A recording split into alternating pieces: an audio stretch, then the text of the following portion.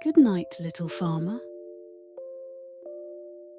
The golden sun dipped below the rolling hills, painting the sky in shades of pink, orange, and soft purple.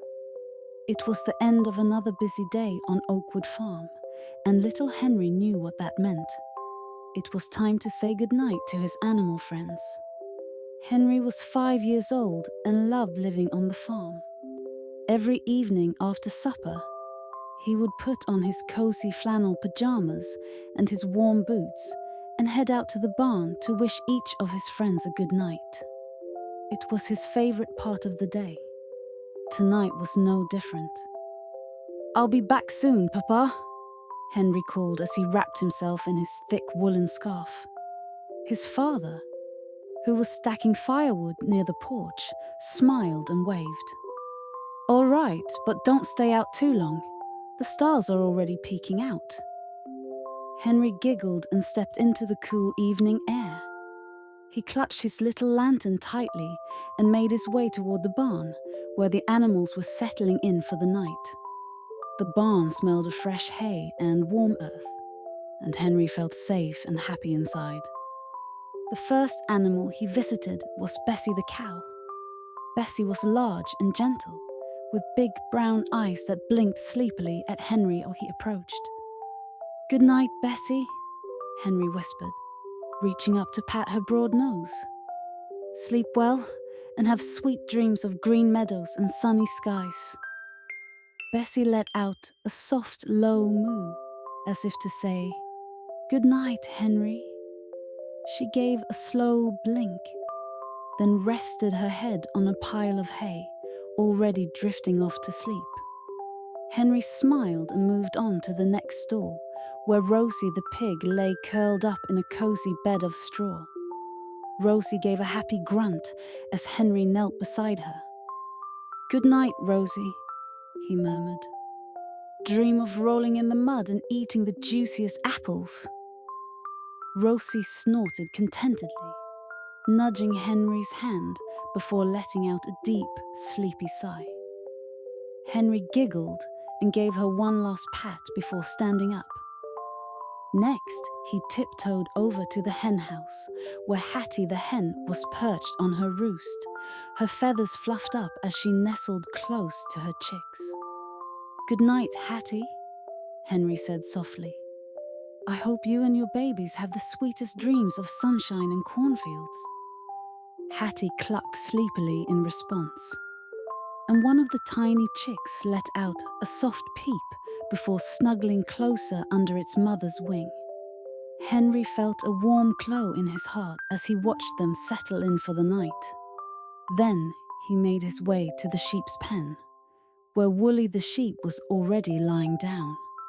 Her thick, woolly coat looked so soft and inviting, and Henry couldn't resist running his fingers through it. "Good night, Woolly," he whispered.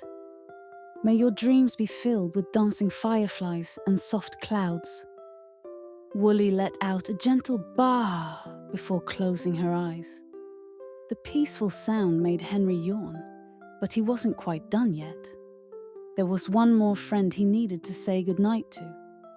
Henry walked quietly to the last stall, where a small foal named Clover stood.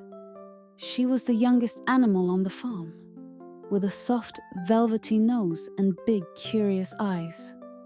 Henry reached out and stroked her mane gently. "Good night, Clover," he whispered. "Sleep well and dream of galloping through open fields." Clover nuzzled Henry's cheek and gave a little whinny. Henry smiled sleepily and leaned against the soft hay in Clover's stall. The barn was so warm and quiet, filled with the gentle sounds of animals breathing, the occasional rustle of straw, and the distant hoot of an owl outside. Henry's eyelids grew heavier and heavier. Just for a moment, he thought. Just a little rest before going back inside. Before he knew it, his head had nestled into the hay beside Clover, his tiny hand resting on her soft coat. His lantern flickered gently beside him, and a peaceful sigh escaped his lips as he drifted into a deep sleep. Sometime later, Henry's father finished stacking the firewood and glanced toward the barn. He expected to see Henry coming back inside by now, but the little boy hadn't returned. Concerned, he grabbed his own lantern and made his way across the yard. When he stepped into the barn, he found Henry curled up next to Clover, his chest rising and falling in steady, peaceful breaths. The foal stood calmly beside him, as if she, too, was watching over the boy. A soft smile spread across Henry's father's face as he carefully scooped his son into his arms. "Looks like someone was too sleepy to make it back inside," he whispered, brushing a bit of hay from Henry's tousled hair. Henry stirred slightly but didn't wake. He simply nestled closer into his father's warm embrace. Clover gave a soft whinny, as if to say goodnight, and Henry's father chuckled. "Good night, Clover," he said gently, before carrying his son back toward the farmhouse. Inside, he laid Henry down in his cozy bed, pulling the quilt up to his chin. The little boy sighed contentedly, still fast asleep, and his father bent down to place a kiss on his forehead. "Good night, my little farmer," he whispered.